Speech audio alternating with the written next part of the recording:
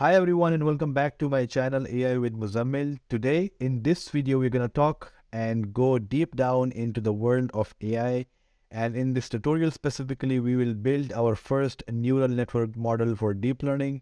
So let's go right into it.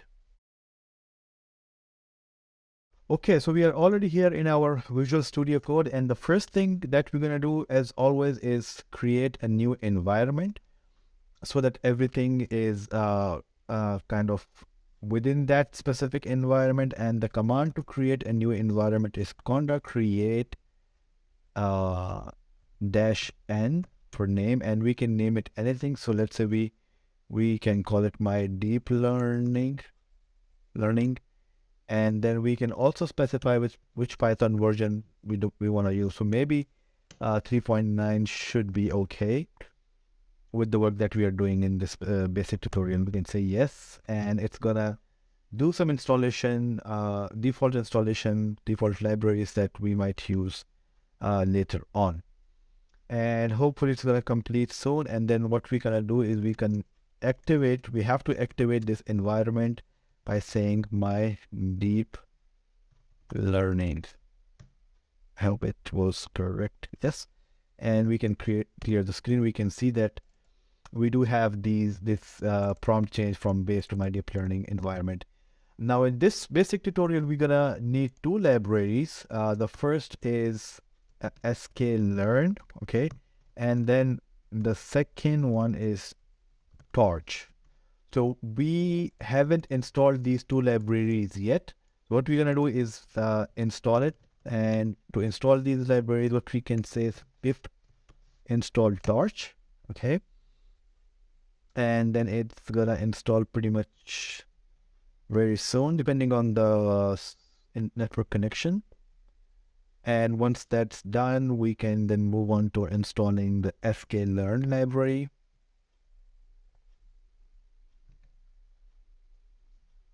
Okay, we can almost say that it's done. Okay, it's kind of taking some time, and hopefully we are done soon.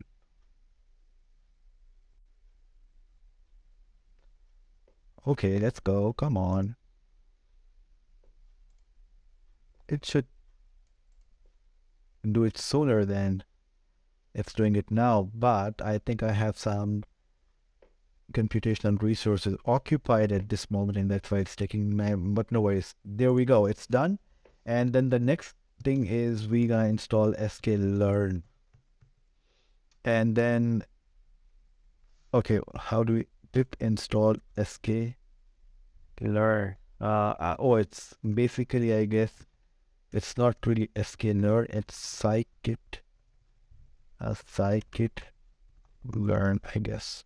I think that's the library name. Yep, that's it.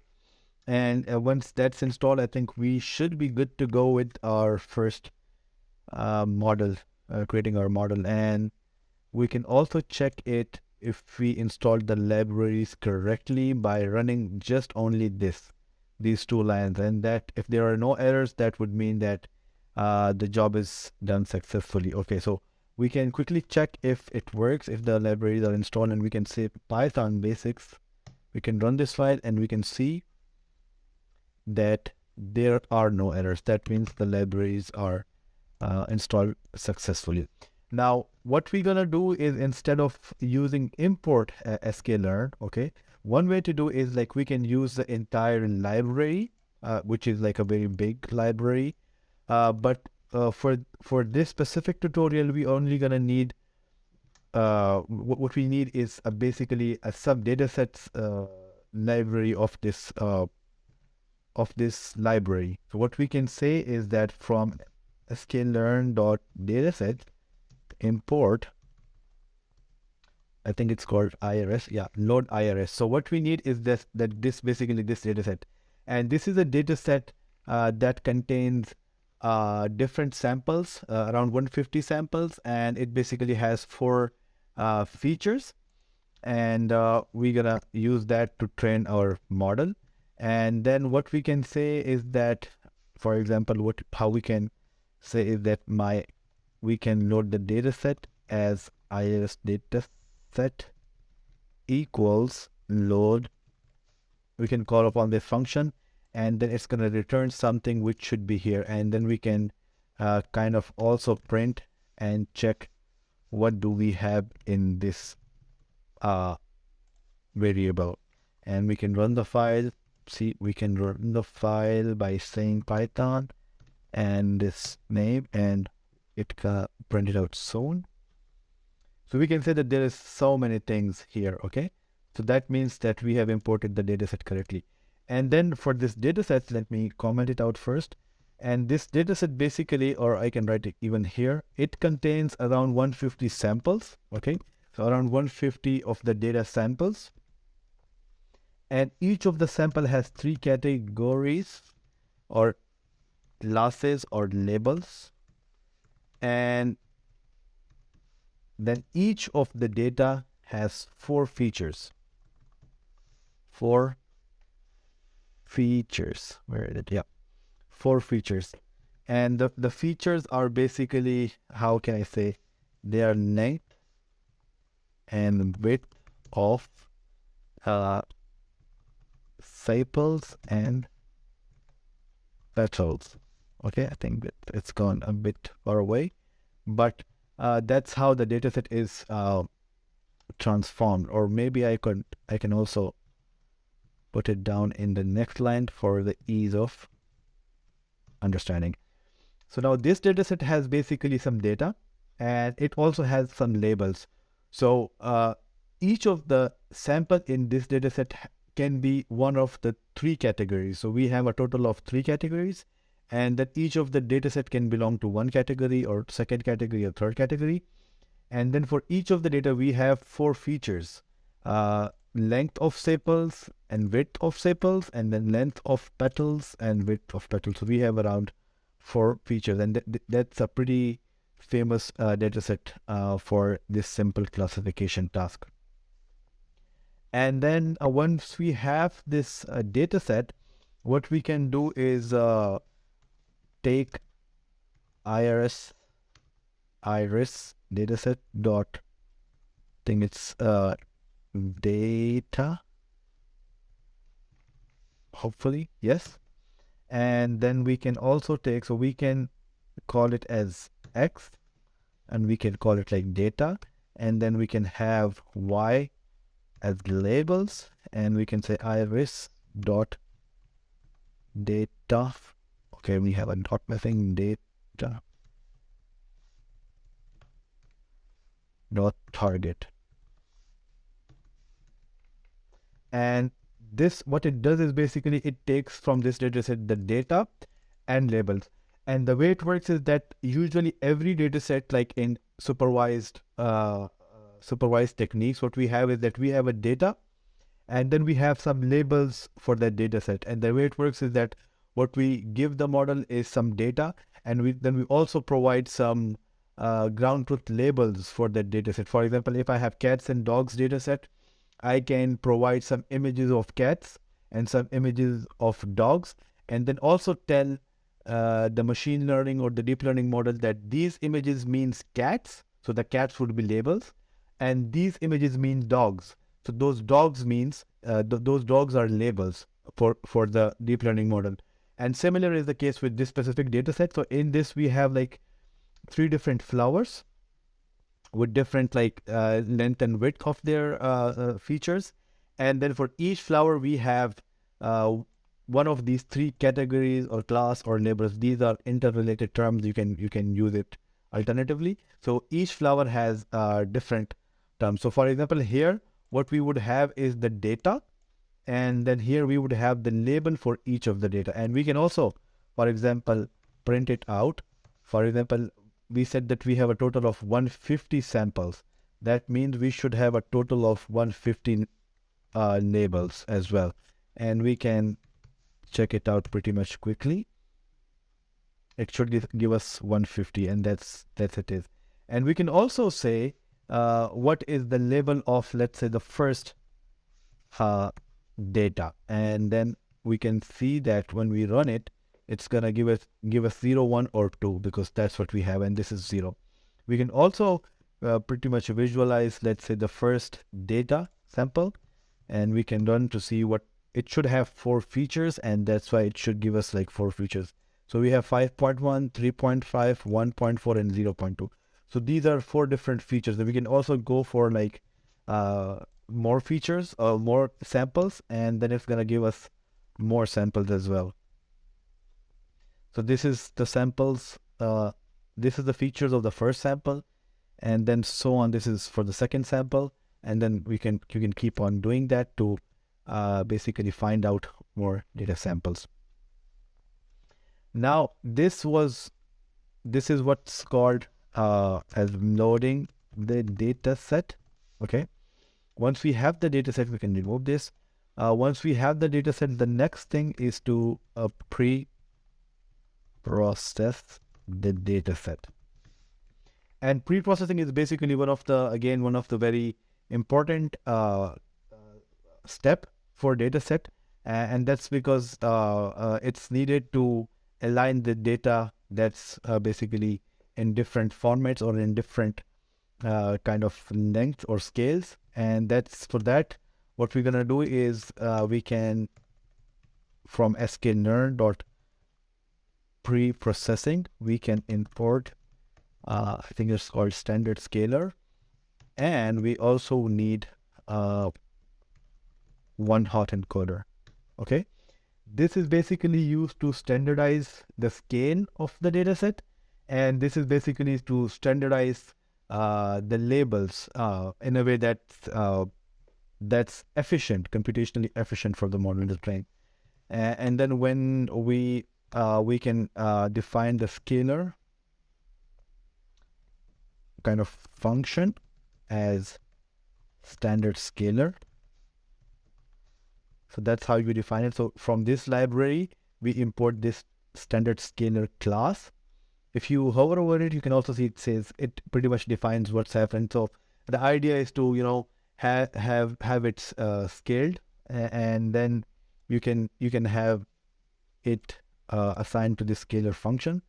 I don't think if it's a good name, so let's just call it scalar. And then we also have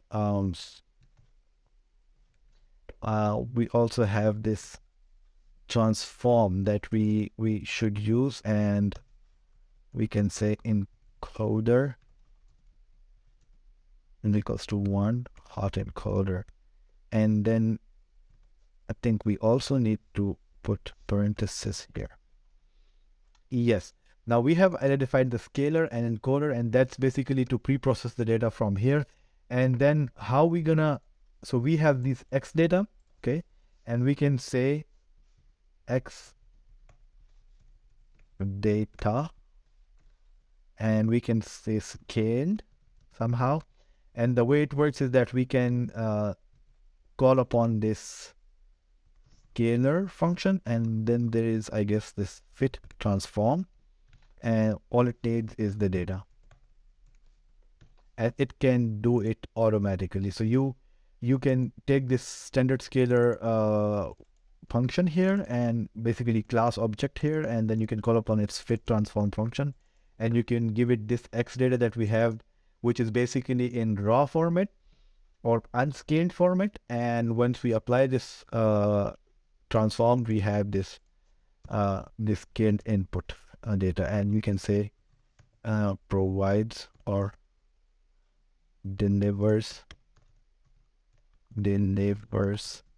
scaled data. Yes, and then for the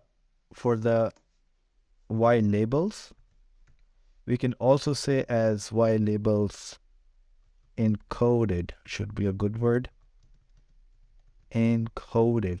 And we can say encoder dot fit transform again, and then what we want is y underscore labels, and then we should ask it to reshape whatever one, and then to array And this basically what it also does is that it kind of provides one hot encoded labels. And I mean, you don't really have to worry about this at this point, but in simple terms, what it does is that there is this encoder transform, and you can give it this Y labels, which are in basically raw format. And how it works is that, for example, if you have two labels as 0 and 1, okay? So in raw coded format, they are basically represented. The 0 is basically represented as 0 1, and the 1 is represented as 1 and 0, okay? And I think let me define it here, okay? So let's say if we have or even for this case, what we have is that we have 0 1 and 2 labels, okay? So 0 would be defined as, in one hot encoding, it should be 001. Oh, I'm sorry, it should be 100, and then the 1 should be defined as 010, and then 2 should be defined or converted into one hot encoding as 001. So if we have three labels, a total of three labels, this is how we do. If we have more labels, then this list keeps on going and going. And that's basically needed for these deep learning or machine learning models for efficient processing, because we have converted the labels from a different representation into 0 1s. And that's really beneficial computationally. We can also print some labels to see what do we have. We can clear the screen, run the script, and we should be good to go with what we have here. Yes. Now, if you remember, okay, let me also print what we had, the original label for this, and that was, we had this, okay? So if I print it again, we can see that, yes, here, the original label for the first sample was 0, and then encoded as one hearts, it's converted to this 100. And that's exactly what we wanted. And that's basically the step where we really need this pre-processing. Then the third step in this modeling is, I should probably zoom it out a bit for easier understanding and reading. Okay, the third step is, now we have these data, okay, and these labels. What we basically do is that we can split the data in let's say 2 or 3 chunks. So for simplicity, let's split it into 2 chunks. So we can have training data, and then we have testing data. The training data is basically used to train the model, as it says, and then the testing data or the test data set is basically used once the model is trained. We need to evaluate how the model is performing. So we can provide that or use that test data to see how the model is performing. And to split the data, we don't really need to do manual processing. We can use again this from sklearned dot, I think it's in model selection, and import a train test split. And this is, if you hover over it, you can see that there is a range of different values that you can use, and that's basically really helpful in converting the data to train and test. And then we can use this function, okay, in this way, and we can provide it the scaled version. Do note that we need to provide it the scaled version, not this raw version of data. Otherwise, there is like no a point. And this was basically called splitting the data into test, train. There is also this test, train, and validation band set, but let's for now focus on this these two. And the way it works is that you can give it this X scaled data set, and then you can also provide these labels. So you need to provide these two things, the data itself and the labels. Okay. And then you can also define the test size. Okay. Let's say if you have 100 samples, how many samples would you want to reserve as a test set? So let's say we can give it 0.25. So whatever the size of the data set is, we need to assign 25% of the samples to a test set, and then uh, the rest of 75% would be assigned to the train split. And then we can get the, or we can store the output from this function as X test, which is basically the test set or the test data. And I think we have first X trained, okay, and then we have X test, and then we have Y underscore trained, Y underscore train, and Y underscore test. So this function basically returns these four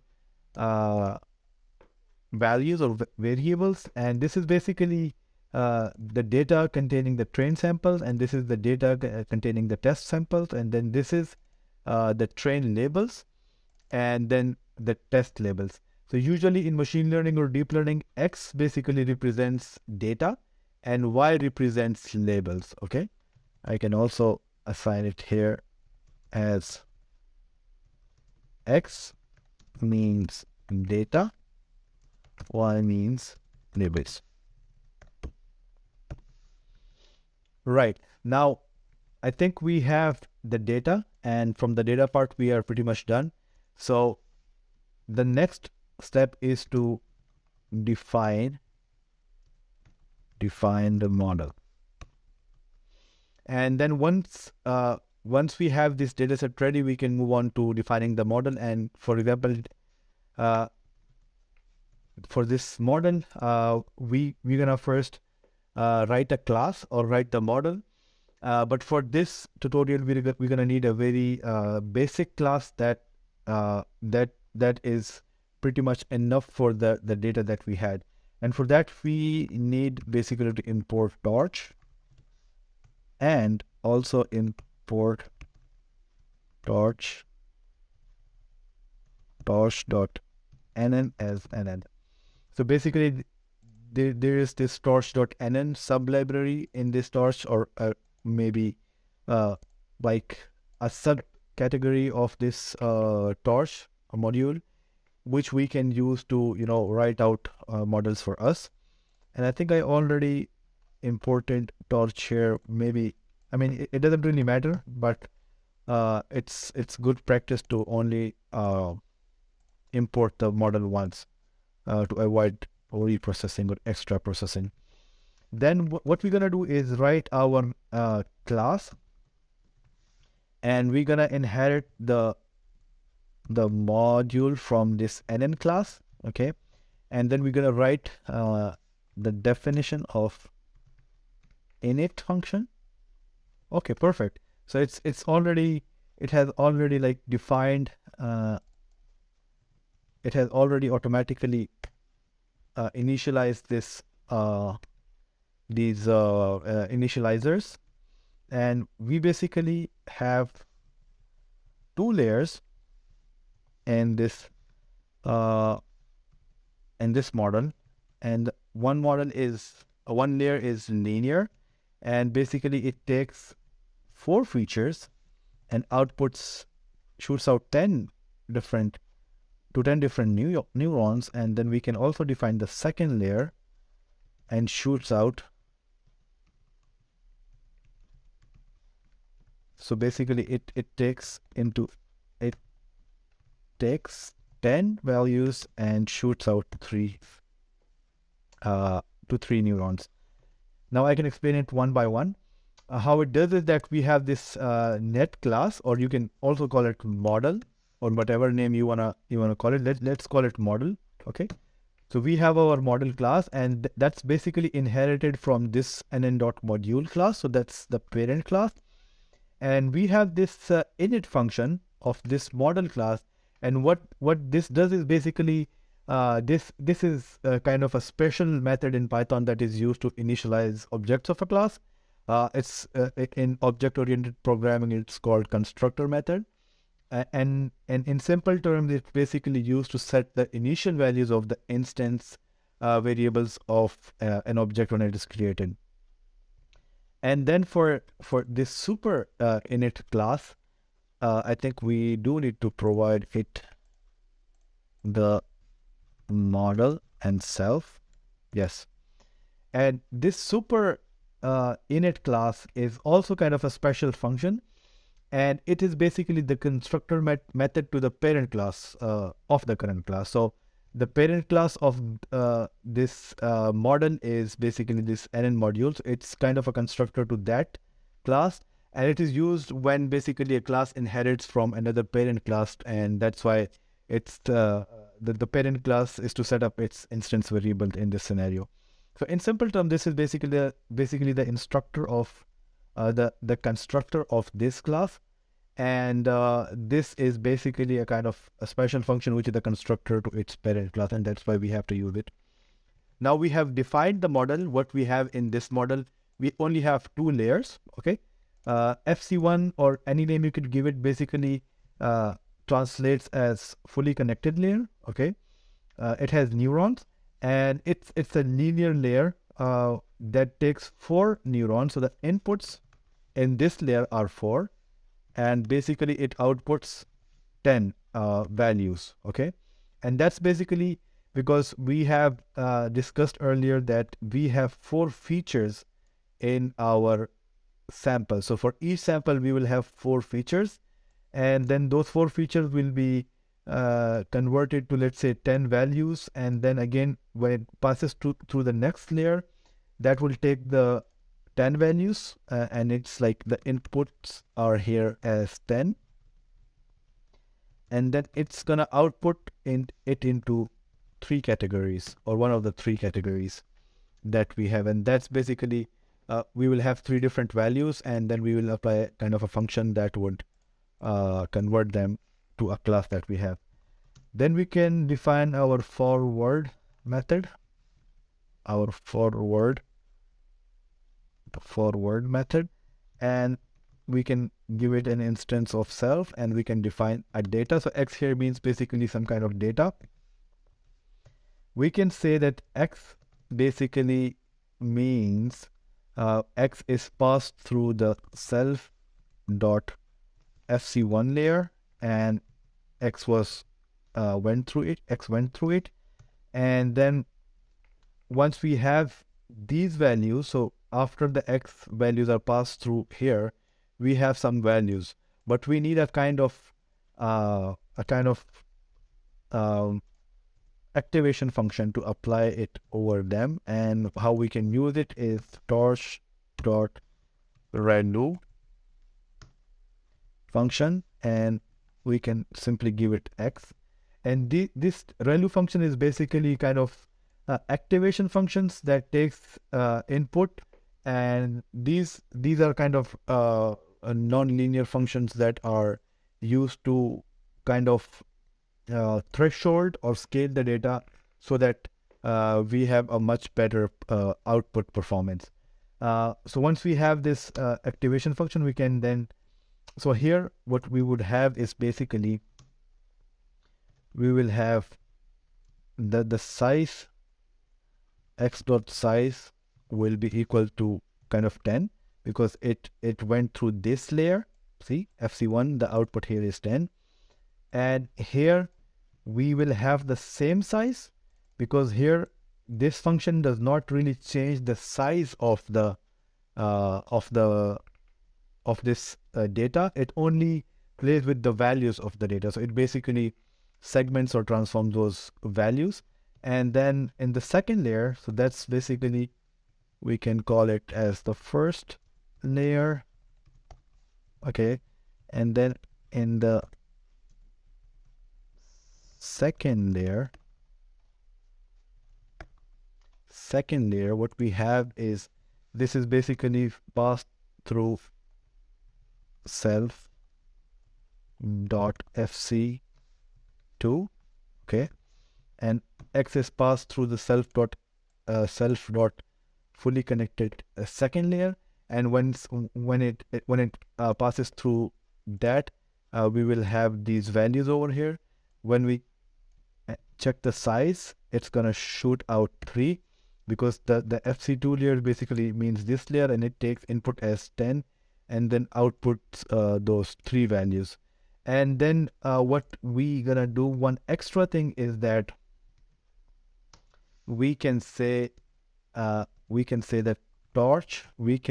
x is equals to torch dot softmax, and we can provide it x and dimension equals to 1. And what this basically does is it's again a kind of a function that's applied to the outputs over here, and it's basically used to tell us which class has the higher probability, or what does the model think that this data belongs to which class. So softmax is basically a function that will, if it has like values out of 3, it will basically convert those 3 different values to probabilities so that the sum is equals to 1. Okay, and that's basically necessary because when we have, let's say we have an output of 0.1, 0.7 and 0.2. I mean, just ignore it for a second, but let's say if we have these 3 values, we can see that the sum is equal to 1, but the higher probability is in the center one. So the model would think that this current data basically belongs to the second class, not the first class, not the second class, the class which has the higher probability. And that's exactly why we use the softmax function. And then we can return x. Okay, we can also simply write something like return here, but yeah, just for the sake of understanding, let's do it like this. Now this is our model class, and I think we are pretty much ready with the model, and this is our entire model. Now what we can do is define our model, okay, from this model class, okay, and this is the class that's been called, and this is basically an object of that class. So this is the model that we're going to use in our tutorial from now on. Then we also need to define criterion. These are something that we do need, cross entropy loss. We have this criterion that's basically used to find the loss, and then we also gonna define the optimizer of our model. So we can use the torch dot it's the torch dot optim dot adam. Yes, adam. We're gonna use this adam optimizer, which is one of the very famous optimizers, and it's already built in this torch dot optim. We can simply give it the parameters of our model, and what we can say is the model dot parameters.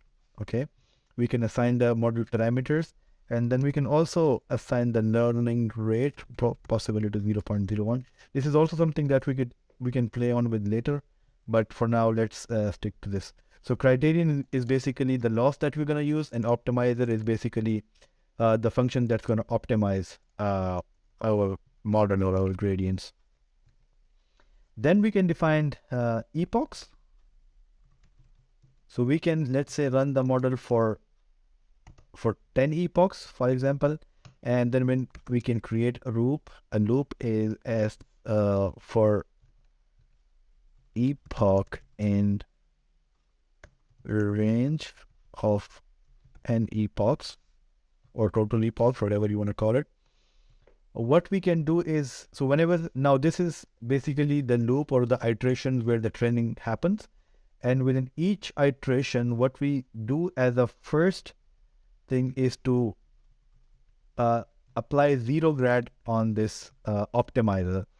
And the reason to zero all the gradients for this optimizer is to avoid existing grad values in the optimizer.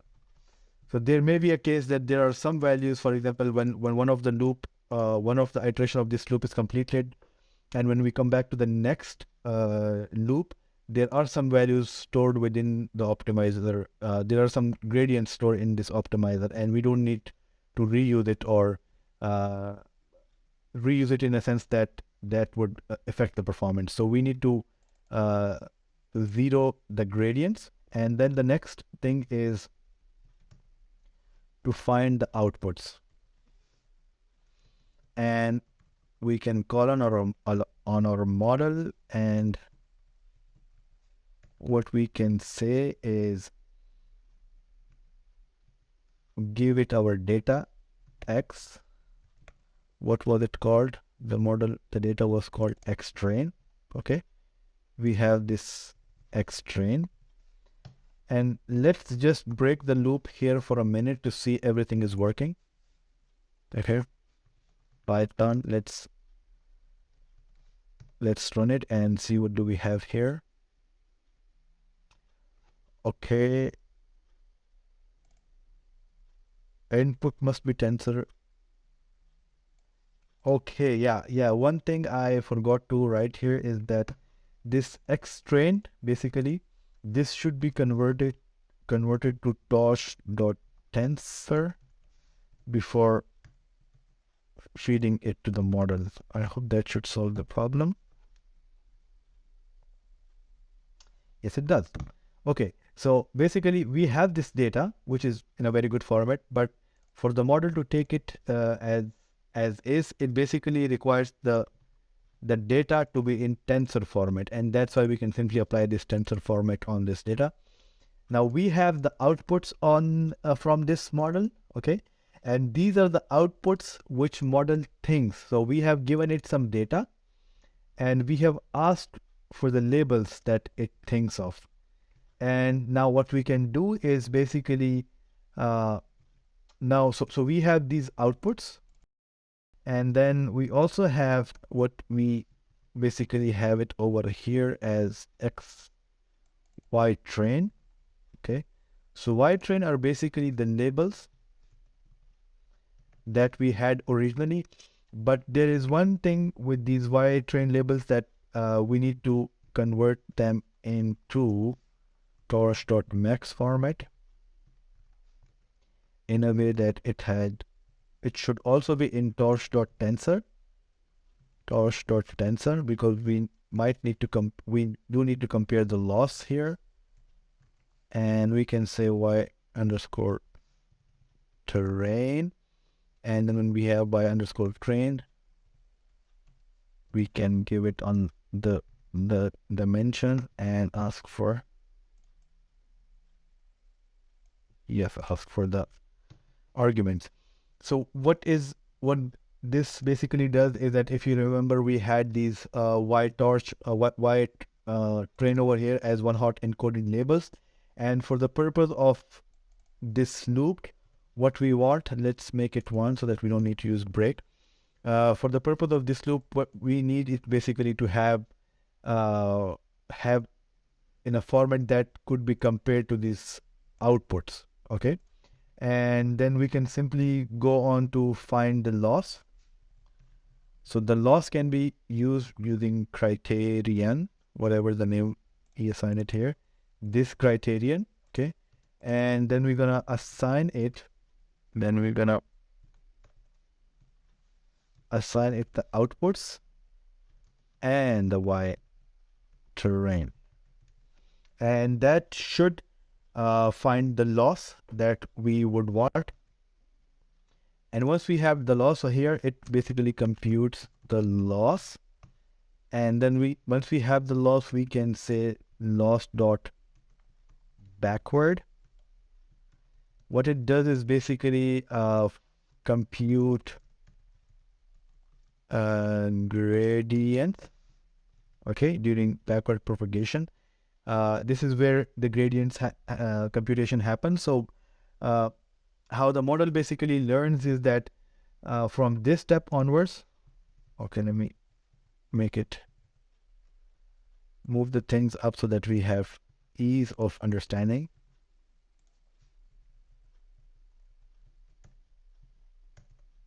Okay, so these are basically the necessary steps for this. But from modern point of view, or basically training point of view, these have 4 steps. Optimizer dot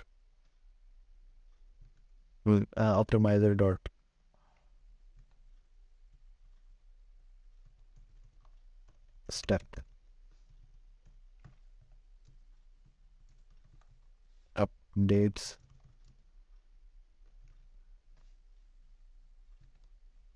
parameters. So these are basically the 4 kind of essential steps for the training.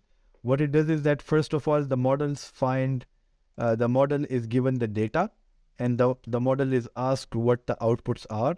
So the model basically gives you outputs, the predictions. Okay, predictions of the model, predictions or also outputs of the model. And then you can use that output and compare it with the original labels. So these outputs are also like the labels that the model thinks, and then you can compare it with the original labels, and using this criterion you find the loss. So the bigger the loss means the model has not been very effective in giving good outputs, and then you can use that loss to propagate it backward. And by this, what it means that if you have a loss, you can feed it backwards to find these gradients, and then you can use those gradients to uh, update the parameters of the network. So if for example the model has given bad outputs, that would mean that we will have a bad loss, higher value of the loss, and when the loss is propagated backward, we will have gradient values that would penalize the parameters more. And then once those gradients are used to update the parameters of the network, next time the model would think that okay, that in the previous iteration we had bad loss, and that's why it tries to learn how to improve the loss. And that is pretty much it, like from this training loop. And then we can also kind of print out the loss. Let's say here we can say epoch, okay, and then we can define the epoch, which is epoch, and then we can say the loss is equals to loss is loss dot item, and then we can simply use that loss value to, we can also basically put it to some decimal format so that we don't have to. Okay, then we can run the loop Python, and we can see that it's going to spit out some loss value. And we can see that in epoch 0 we have a really big loss of 1.13, which is of course which is a big loss. So maybe we can have like a few more loops, like iterations, to see how it performs, or to have a better loss converging to a minimum.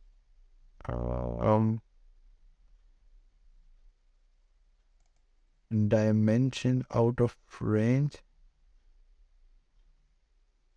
Oh yeah, okay.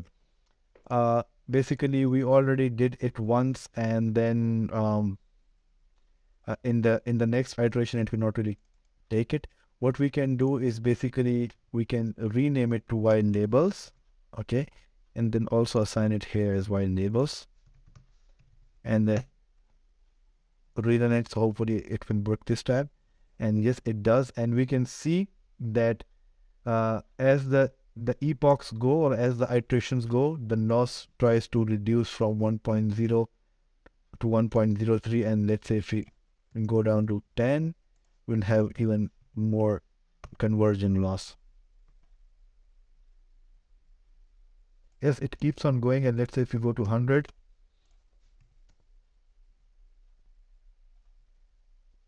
which I say it keeps on decreasing. But of course, this epoch should be such that it's not really high value, not very small value so that we have underfitting, and not very high value so that we have overfitting.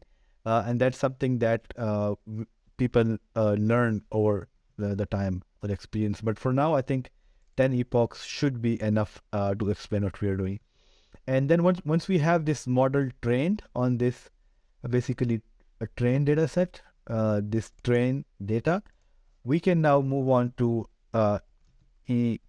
evaluate the model. Okay, this was evaluate the model, and this was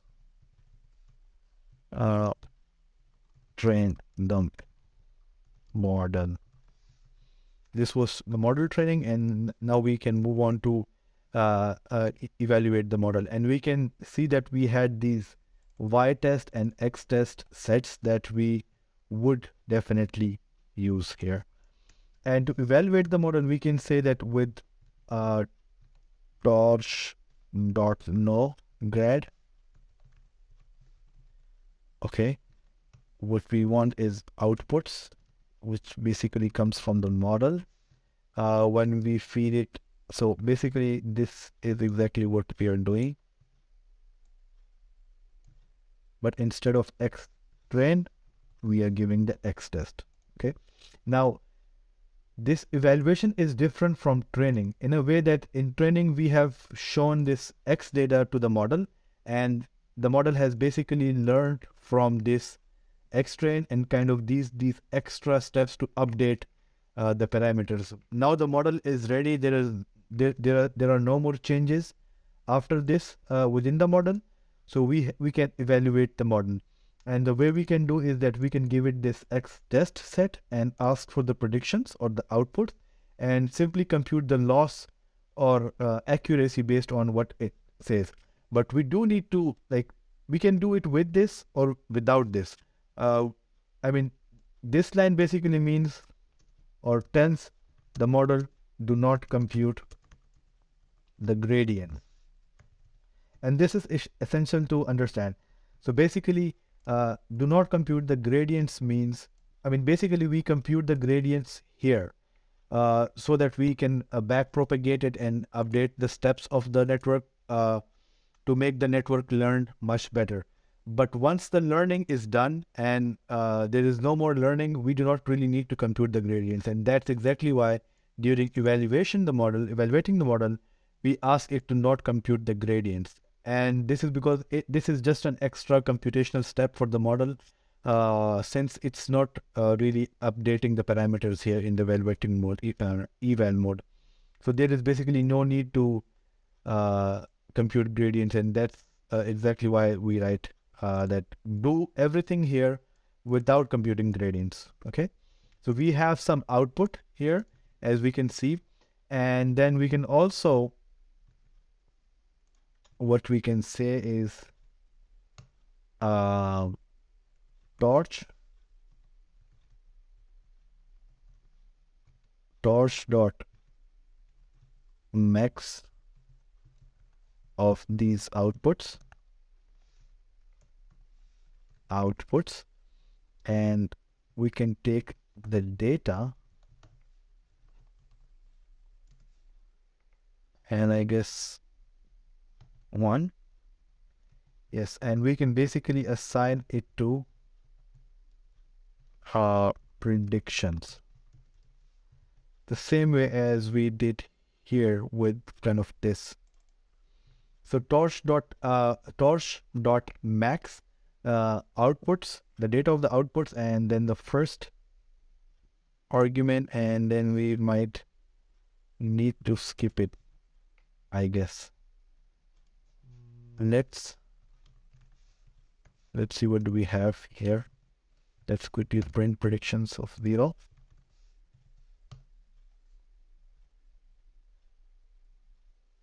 Okay, it's a tensor of zero. That's exactly what we wanted. And then we can basically also do the same step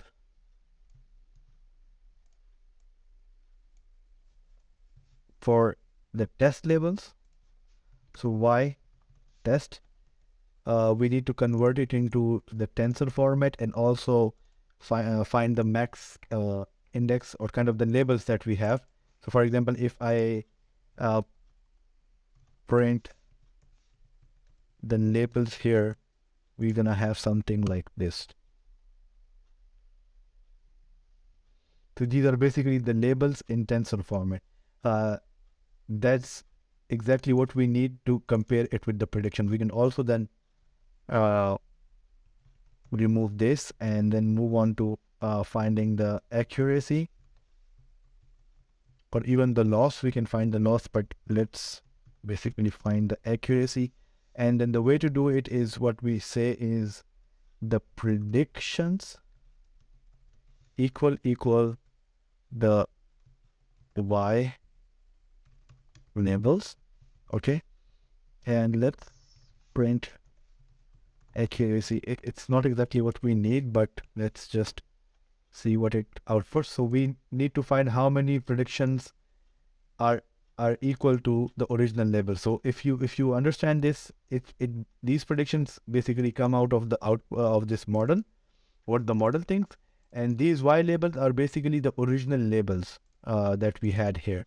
Now we need to check how much predictions of these are correct, and now we have this in this format. So true means the prediction was correct and false means the prediction was not correct. And then we can kind of do sum on this and let's run it to confirm what we have. It might give us how many, yeah, so 33 out of uh, total Y labels are 33 of them are correct. And then we can basically take the item. And by item, we mean that here basically this is in tensor format. So if we want this 33 to fetch this value 33, we can convert, you can use this item and we can run it again to see it should output 33 or 27. It can keep varying because uh, the parameters are initialized randomly. Yes. And now this is in like this format, but in order to get kind of a percentage of how many of them are correct, we can divide by the total number of lengths we have. It should shoot out how much accuracy we have. So we have around 92% of accuracy. And we can then simply say that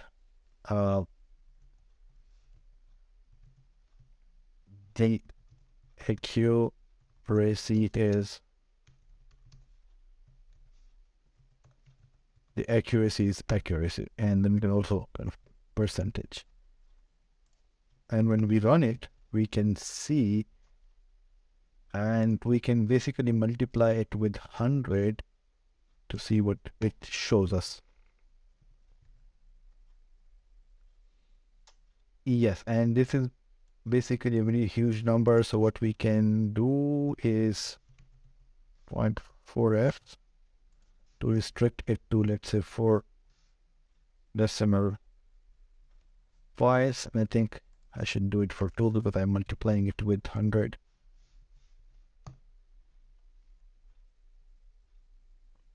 That's it. So that's the accuracy on the eval class on the test set is this. Okay, so that's pretty much it from this side, and the accuracy right now is low. One reason could be that the epochs could be increased if we let's say do it with 20 epochs.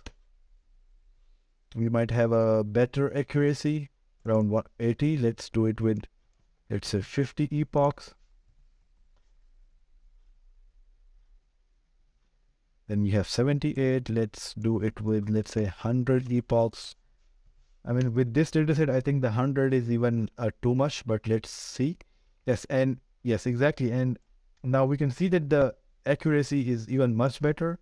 We can keep trying on increasing this number, but this is something kind of a hyperparameters that we need to take into account in a way that the so that the model does not overfit or underfit if it's too low. But that's something that basically one can learn over the experience of training these models. But right now, what we have seen is that the model has basically learned really well on this specific data set, and the loss has also converged to a very minimum. And that's very good to know that the accuracy on this test set is around 95%, which is a very good number in these scenarios. So that's pretty much it from this tutorial, and I hope you have learned something from this tutorial.